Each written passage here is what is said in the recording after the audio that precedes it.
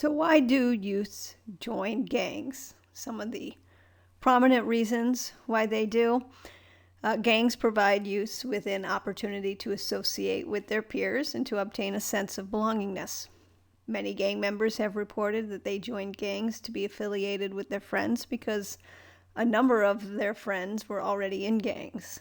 Adolescence is a time when youths place a higher priority on their relationships with their peers than they do with their parents. People will people with friends who are in gangs, who are gang members, will get pulled into gangs, whether they want to or not. They get pulled into it if their friends are into it. In addition, many youths may not feel a sense of attachment and belongingness with their own families. Joining a gang may give some youths a sense of belongingness unavailable in their families. Plus, the gang may provide an opportunity to gain respect and status from their peers. Youths join gangs because of the prospect of obtaining money through the commitment of delinquent acts such as burglary and distributing drugs. Many gangs exist in low-income areas where the prospect of adequate, legitimate employment is limited. Therefore, joining a gang becomes an attractive option to make money. Furthermore, committing delinquent acts can produce quick profits, which is consistent with many adolescents' desires for immediate self-gratification. Youths join gangs because they may be seeking protection from other youths in the community. There is, quote-unquote, strength in numbers. I've all heard that saying before. Many potential gang members live in neighborhoods that are riddled with rival gangs and violence. In these areas, it is assumed that most youths are affiliated with gangs, even if they're not. And this puts pressure on youths to join gangs for protection on the basis of whether a youth lives a rival gang. Depending on where they live, a rival gang may assume that the youth is a gang member. Many youths report that they joined a gang because they got tired of being accused of being a gang member by other gang members. At a more deeper level, I think I just jumped my slide a little too quick, but at a deeper level, one can explain why individuals join gangs or why gangs are formed in terms of various theories. The anthropological view, which was on the last screen, appeal to tribal instincts, meaning there is a rite of passage. You move from childhood to adulthood, sometimes by ceremony, initiation, getting a marking like a tattoo. Social disorganization or socio-cultural view. Youth gangs form due to destructive socioculture forces in disorganized areas. Areas with the lowest income and largest population have the highest number of gang violence. Gangs give lower class youths a means to attain status. The anomie and alienation views. Conditions of anomie and alienation encourage gang formation on two levels, a cultural level and an individual level. The cultural level, youths are encouraged to join gangs when the social conditions, economic conditions, and cultural conditions are in turmoil.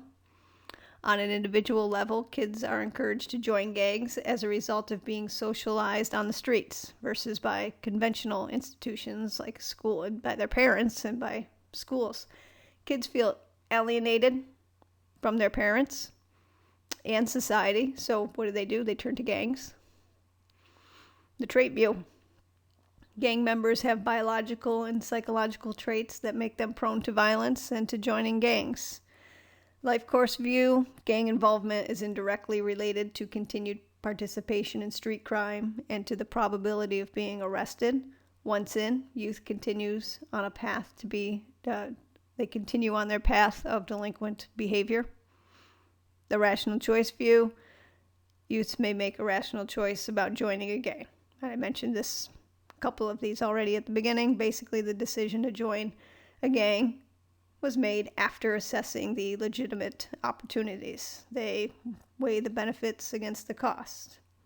Might be an employment opportunity, might be social status opportunity, but under the rational theory, they make a choice. How do we control gangs? There are two methods of controlling gang activity: through our criminal justice agencies and through social service efforts. Law enforcement, generally, gang control is left to the local police. There are some Homeland Security and ICE get involved on the international level involving gangs, but primarily it is a local law enforcement task. And it can take one of three forms, depending on the amount of gang activity in a given area. Through youth service programs. It's a traditional police personnel, usually from a youth unit, meaning they handle the younger crimes, the crimes involving younger people, is responsible for gang control. There could be a gang detail where you have more than one or more officers that are actually assigned exclusively to gang control. And it can involve the youth unit and a detective. But their job is exclusively gang control. Versus our traditional police personnel, they might be responsible for gang control, but they're responsible for other things as well. Gang units created solely to deal with gang problems. You see this in large cities, kind of like we have drug units that primarily deal with drug sales in a community. So gang units, they're created solely to deal with problems caused by gangs, and there's generally more than one officer. And sometimes it may expand over one law enforcement agency, like a task force. You might have a law enforcement at the county level, the state level, and the local level together. Their activities may include things like gang sweeps, surveillance, aggressive patrol, intelligence gathering. Their goal is to suppress gangs and gang activity. One study showed that aggressive enforcement of truancy and curfew violations by the police did lead to significant reductions in gang violence. Legislation gets passed, and the legislation geared toward gangs is primarily incarcerate, arrest, and incarcerate, harsh penalties and punishments for those involved in gang activity. And then there's community control efforts. Attempts at community control efforts to focus on preventing individuals from joining and participating in gangs. In the 1950s, the Detached Street Worker Program was developed. This is where social workers went into the community to work with gangs on their own turf. The social workers participated in the gang's activities and tried to get to know them. The purpose was to act as an advocate for the youths, to provide them with positive role models and to treat individual problems. A number of these programs still exist today in various cities. Another approach that has been implemented in attempts to prevent individuals from participating in gangs. The program is called GREAT, G-R-E-A-T, Gang Resistant Education and Training Program. It is a school-based program in which police officers teach a structured curriculum to students. GREAT is designed to help students set goals for themselves, resist pressures, learn how to resolve conflicts without violence, and understand how gangs and youth violence impact their the quality of their lives. So why is gang control difficult? Some experts say that gang problems are going to get worse before they get better. Despite efforts to control gang activity, there's little evidence that shows they are effective in reducing gang problems. The primary strategy used in the U.S. to deal with gangs is suppression. However, it was also noted that suppression is the least effective mechanism to deal with gangs, because these techniques are generally overzealous, and then they alienate the community. Also, social and economic solutions seem equally challenging. You need more jobs. You need more jobs that pay well. Also, with the jobs that are available, a gang member with a criminal record is likely to be overlooked because there's so many little jobs when an employer can choose someone who doesn't have a criminal record.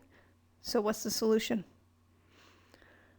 According to some, social causes demand social solutions. So programs that enhance the lives of adolescents are key to reducing gang delinquency. Devote more resources to deteriorating urban areas where recruitment takes place was another proposal. So we will see what happens, but according to the experts, the problem's going to get worse before it gets better, involving gangs and youth gangs. So that concludes the discussion on gangs and delinquency.